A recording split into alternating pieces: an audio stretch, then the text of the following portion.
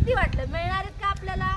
पण ज्यावेळेस भगवंताच्या मनामध्ये येईल की आज ह्या माझ्या बाळांना काहीतरी खाऊ दिला पाहिजे, गोड काहीतरी दिलं पाहिजे, तेव्हा कोणत्या ना कोणत्या रूपाने येऊन तुमच्यापर्यंत ते मिळणार आहे.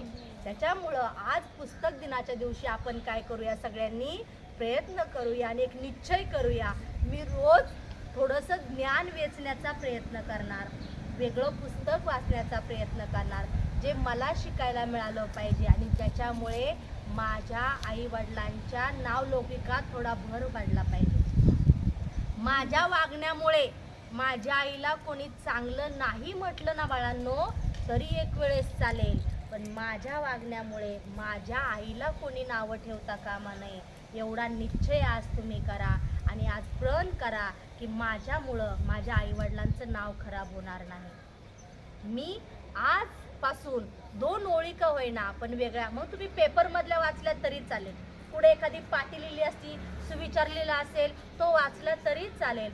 हळूहळू सवय लावा, मग तुम्ही या ग्रंथांकडे याल आणि ग्रंथ मग तुम्हाला हा जगायला शिकवेल, वागायला शिकवेल आणि बोलायला शिकवेल आणि सर्वात महत्त्वाचं आनंदी राहायला शिकवेल.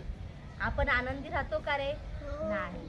आपल्या मनावरती कायम ओझ असते की नाही वरत, आपलं मन कायम कुठे ना कुठेतरी गुंतलेलं असतं, खोडी काढण्यात, बडबड करण्यात, काहीतरी बोलण्यात, पण आपल्या चेहऱ्यातला जो भाव आहे तो निरागस भाव राहिलेला नाही.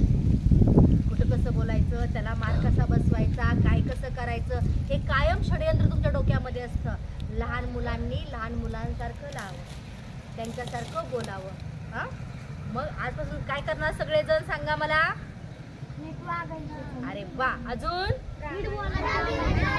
प्रामाणिकपणे, अजून आपल्यामुळे आपल्या आईला त्रास नाही झाला पाहिजे. बरोबर, खरं खरं बोलायचं, खरं. आणि सर्वात महत्वाचं काय आज काय आहे?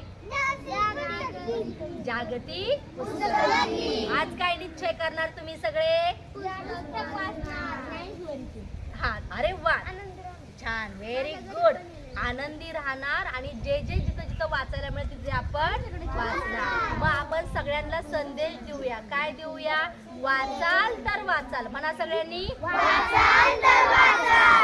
पुन्हा एकदा पुन्हा एकदा म्हणा. आम्ही वाचणार आहोत, तुम्ही वाचा. आम्ही